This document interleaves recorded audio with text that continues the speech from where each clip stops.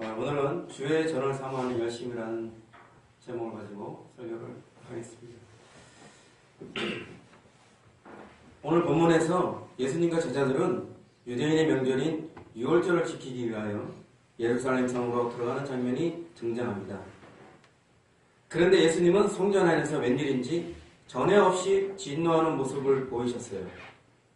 우리 주 예수님은 온유하시고 겸손하시고 항상 사랑이 많으신 분으로 알고 있었는데 성경이 유일하게 진노하시는 모습을 보이는 부분이 이 대목인데요.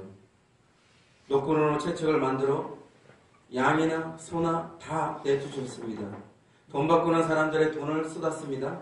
비둘기 파는 사람들의 상을 뒤엎었습니다. 성전 안에서 장사하는 일체의 행위를 못하도록 그들을 내쫓았습니다. 왜 예수님은 그토록 화가 나신 것일까요? 성전은 율법에 정한 대로 하나님께 제사를 드리는 곳입니다. 당연히 바칠 제물이 필요합니다. 그런데 각자 알아서 직접 제물들을 준비해 그 먼 예루살렘까지 가져오기에는 현실적으로 어려움이 많았습니다. 그래서 성전 안에서 제물을 돈 주고 사서 바치게 하였죠. 돈만 준비하면 언제든 제물을 바치게 된 것입니다. 양도 소도 필요하고 돈 바꾸는 사람도 바칠 재물을 파는 사람도 필요한데 왜 예수님은 그렇게 진노하셔서 그들을 다 내쫓아내신 것일까요? 예수님이 목격한 성전은 성전이 아니었습니다. 성전이 아니라 시장이었습니다. 성전이 아니라 강도의 소굴이었습니다.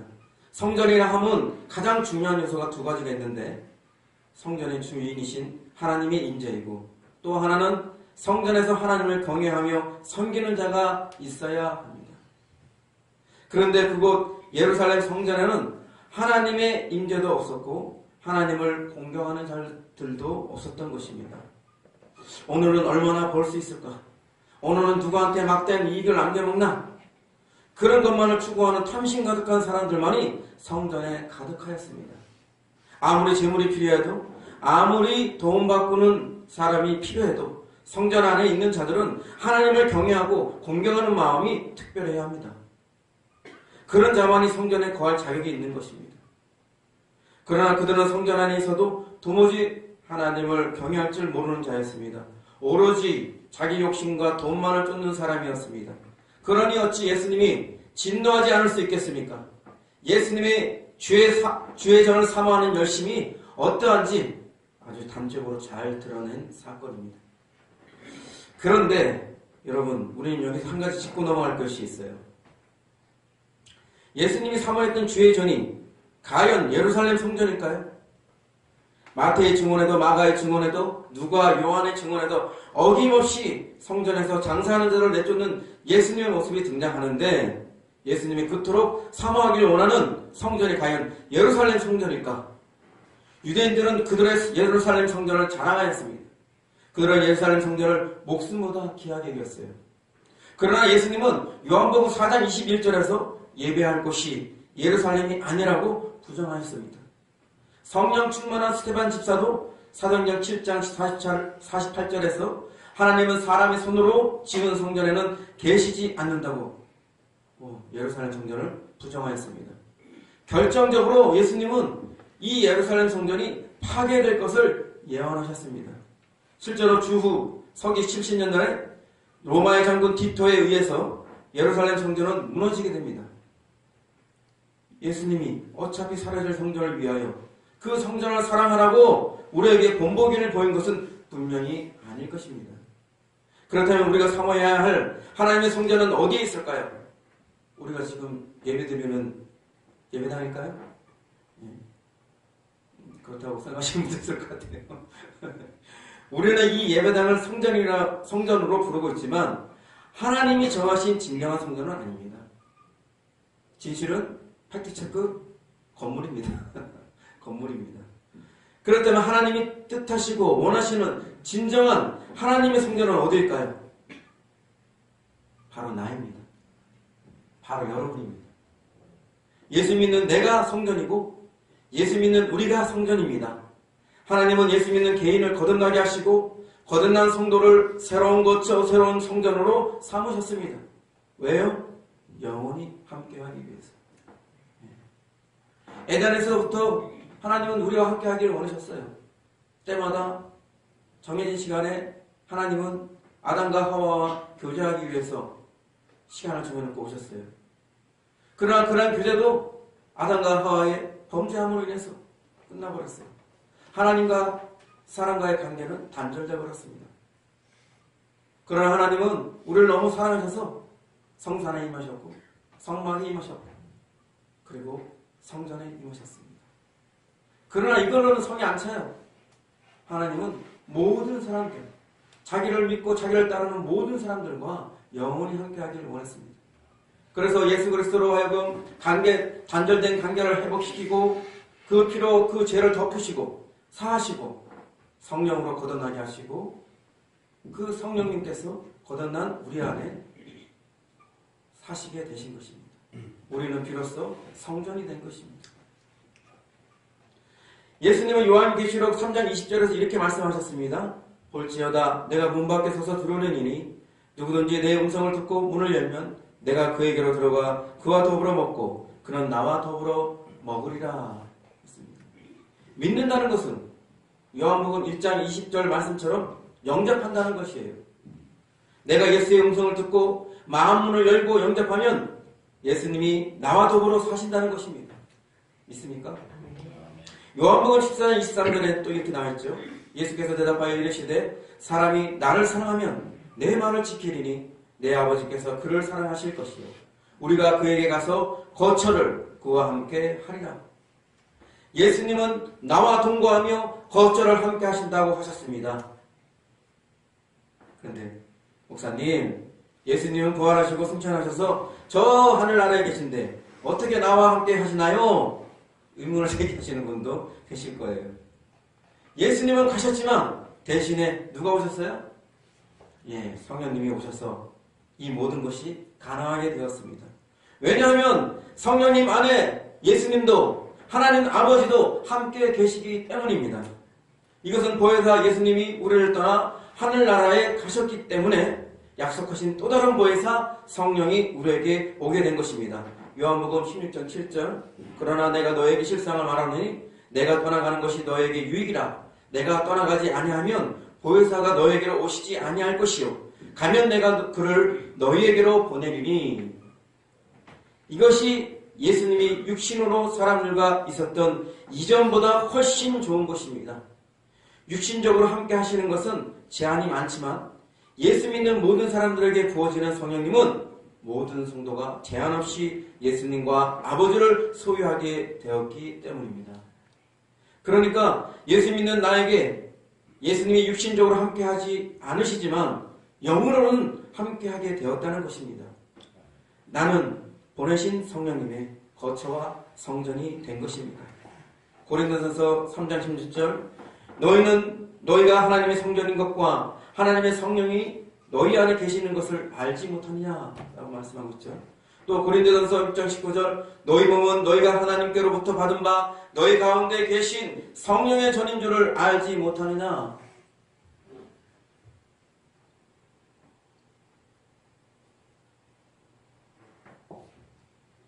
우리가 성전이 된 것은 혁명적인 사건이에요. 이거는 구약시대 사람들도 경험하지 못해요. 꿈도 못 꾸던 일이에요. 그들은 해마다 절기 때마다 성전이라 하면 꼭 예루살렘에 가야 하는 줄 알았어요. 그런데 이제 우리를 성전을 만드시고 그분이 우리 안에 계세요. 우리는 언제든지 우리 안에서 기도하고 예배드리고 찬양드리고 교제하고 모든 걸 공유하게 되었어요. 다른 장소가 필요하거나 따로 시간이 필요한 게 아니에요. 이건 정말 혁명적인 사건입니다. 하나님이 우리 안에 천국을 만드신 거예요. 이건 아주 혁명적인 사건입니다. 나는 하나님의 성전입니다. 우리는 주님의 성전입니다. 하나님이 나와 영원히 사시고자 거처와 성전을 삼으셨습니다. 구약의 성전은요 사라질 모양이고 그림자에 불과합니다. 진짜 성전은 나이고 우리입니다. 예수님이 주의 전을 사모하는 열심은 바로 성전된 나에게 적용되어야 합니다. 예수님은 예루살렘 성전의 형태를 보시고 진노하셨습니다. 그렇다면 성전된 나를 보시고 예수님은 어떤 모습을 보이실까요? 예수님의 지적을 적용해서 한번 살펴보겠습니다. 첫째, 당신은 장사꾼의 집인가? 예루살렘 성전은 장사꾼의 세상이 되었습니다. 그렇다면 성전된 여러분은 장사꾼의 집인가요? 하나님의 집인가요? 오로지 얼마나 볼까? 얼마나 남길까? 장사 속 이성만 챙기려고 하고 도무지 하나님을 공경하지 않는 모습은 아닌가요? 하나님을 섬기는 것인지 돈의시 만몬을 섬기는 것인지 알 수가 없는 정도는 아닌가요? 나는 그런 사람은 아니라고 손사래를 쳐도 우리가 얼마나 돈에 매여 있습니까? 돈이면 다 된다는 물질 만능주의의 은연중에 중독되어 있지 않은지 돌아보아야 합니다. 하나님의 사람은 의를 따르는 사람이지 이익을 따르는 사람이 아닙니다. 이익보다 의를 먼저 구하는 사람이 되어야 합니다. 그러면 나머지는 하나님께서 보너스로 다 챙겨줍니다. 여러분들이 걱정할 일이 아니에요. 두 번째는 당신은 강도의 집인가? 예수님은 예루살렘 성전이 강도의 소굴이 되었다고 지적하셨습니다. 그렇다면 성전된 여러분은 강도의 소굴인가요? 하나님의 집인가요? 탐심을 쫓다 보니, 돈을 쫓다 보니 이제는 정당하지 않은 방법으로 남의 것을 강탈하는 자가 되어서는 안 됩니다. 예루살렘 성전에 장사하는 자들은 돈 욕심에 흠 있는 재물도 흠 없는 것처럼 속여 팔았습니다. 정당한 값보다 바가지를 씌웠습니다. 성전된 나도 이런 모습이 있는 것은 아닌가. 조금 더 이득을 보려고 속이고 도둑질하는 일은 없어야 됩니다. 세 번째, 당신은 기도하는 집인가?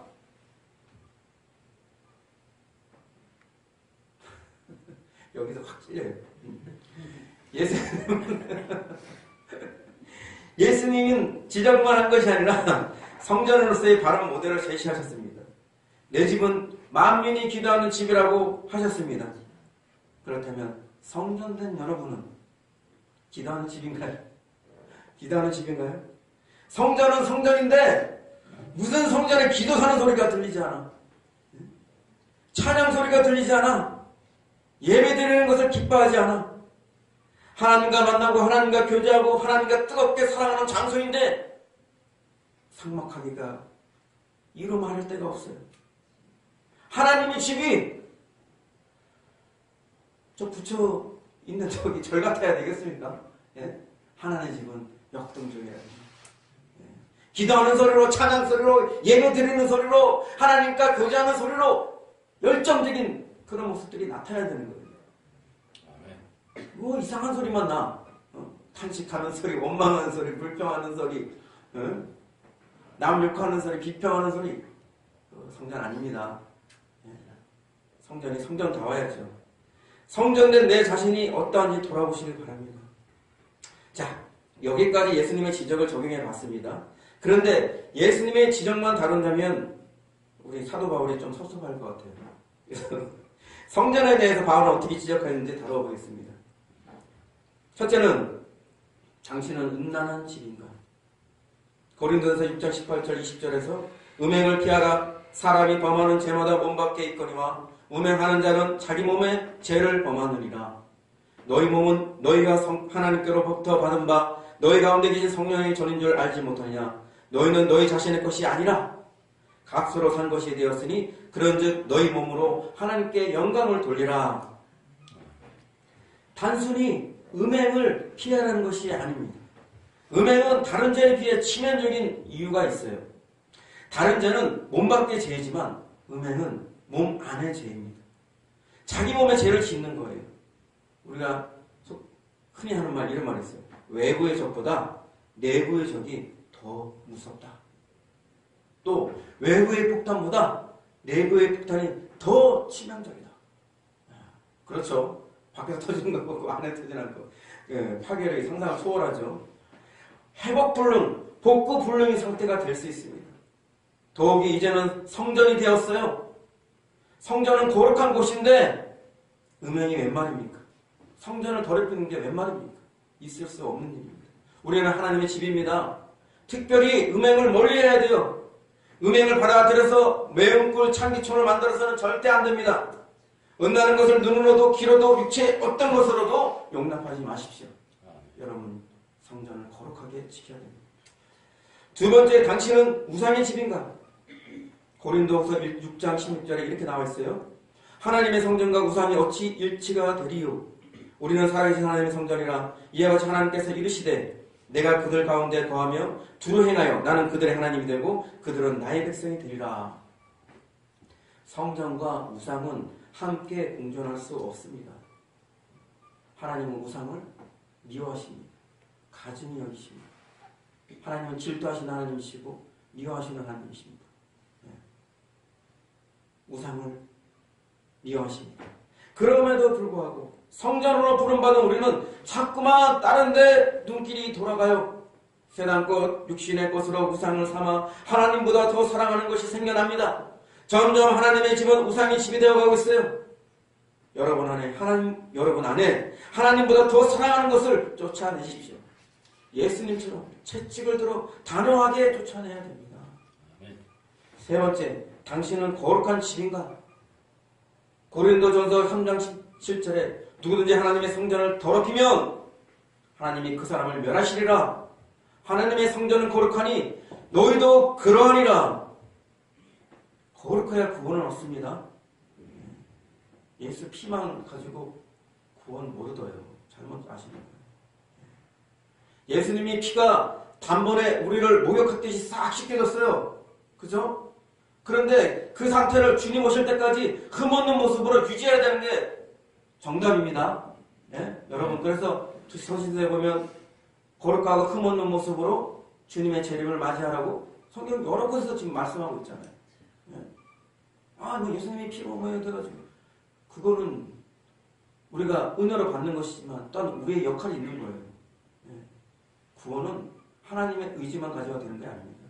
우리의 의지가 합력이 돼야 구원이 이루어지는 거예요.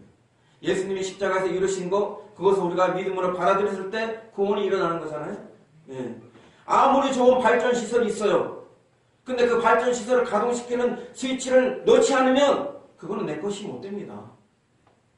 내가 그 의지적으로 그 스위치를 켰을 때 그 잘 만들어 놓은 전기시설을 내가 혜택을 누리는 겁니다.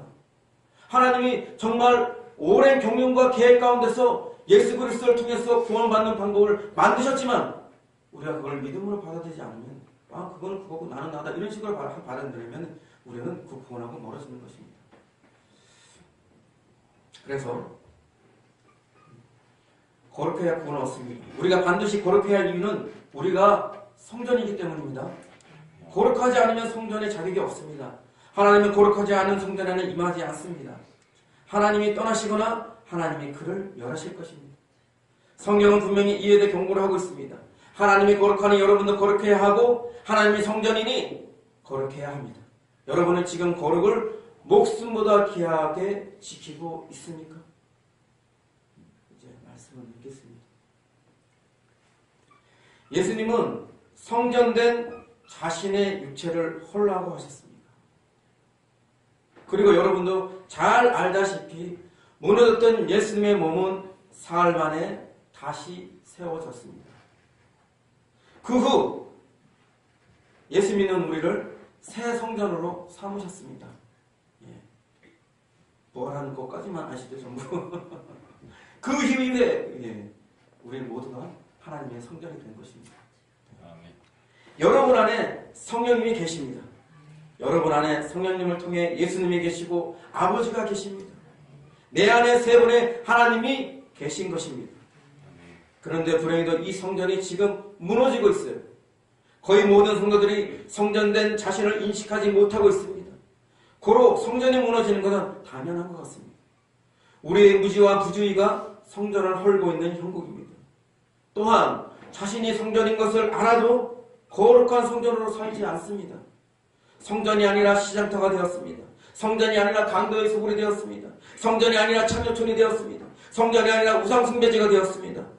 예수님은 성전된 자기 육체를 헐고 우리를 새 성전 삼으셨는데 여러분은 언제까지 성전을 헐려고 하십니까? 예수님이 채찍을 들기 전에 내가 먼저 채찍을 들어야 합니다. 성전을 더럽히는 어떤 것도 용납해서는 안 됩니다. 채찍을 들어 당장 쫓아내야 됩니다.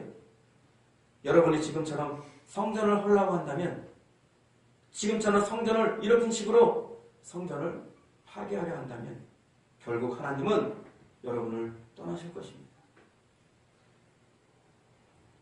제가 하나님의 은혜가 사무 실 때가 있었어요. 그때는 남들 하기 싫어하는 성전 하나님의 청소도 기쁘더라고요. 하나님을 위해서 뭔가 하는 것 같아가지고 기분이 좋아요. 그런 걸 해도. 남들은 안 하려고 좀 뺀질뺀질 그러는데 저는 은혜가 충만히 받아가지고 남들 안 하는 거 더 적극적으로 가서 험한 일, 더러운 일 뭐 이런 거 사리지 않고 가서 했습니다. 근데 그것이 성전을 사모하는 열심이라고 여겼었어요. 그러나 그게 아니라는 것을 알았습니다. 성전이 성전다워지는 것은 쓸고 닦는 데에 있는 것이 아닙니다. 성전이 성전다워지는 것은 성전의 주인이신 하나님을 얼마나 공경하느냐에 달려 있습니다. 번쩍이는 대리석 깔아놓고 산들리에로 화려하게 치장해도 공경하는 섬기는 사람이 없으면 아무 소용이 없습니다. 그러니 먼저 내 안에 계신 성령님을 공경하십시오. 성령님은 여러분 때문에 쉽게 상처를 받을 수 있습니다. 여러분을 사랑하기 때문에. 여러분 때문에 근심하고 여러분 때문에 소멸될 수도 있습니다. 여러분 안에 계신 성령님을 누구보다 지킬 수 있는 분은 성전직이신 여러분과 저입니다. 성령님을 공경하고 성령님이 더 이상 여러분 때문에 상처받지 않도록 그분을 지키십시오.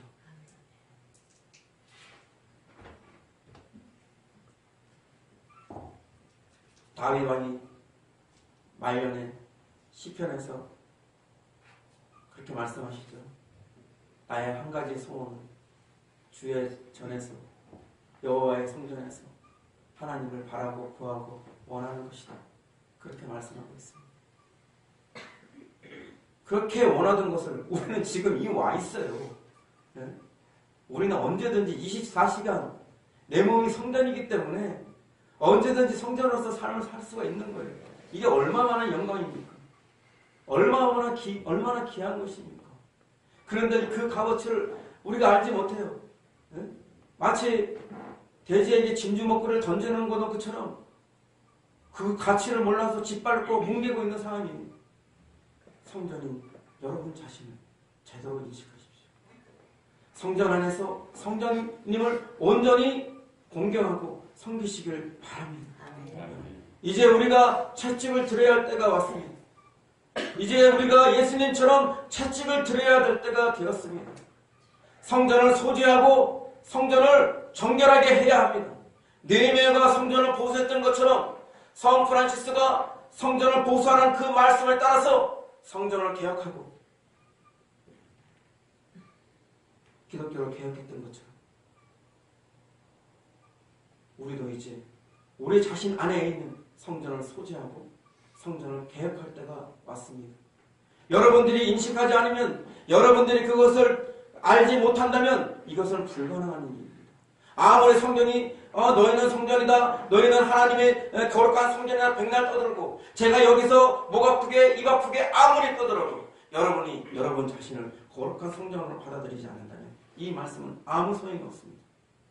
지금부터, 이 시점부터 주의 전을 사모하는 예수님의 열심을 본받아 여러분도 주의 전이 된 여러분 자신을 제대로 사모하고 그 자리에서 하나님, 예수님을, 성령님을 온전히 섬길 수 있는 여러분과 제가 되기를 진심으로 바랍니다. 말씀을 생각하면서 함께 기도를 시작하겠습니다.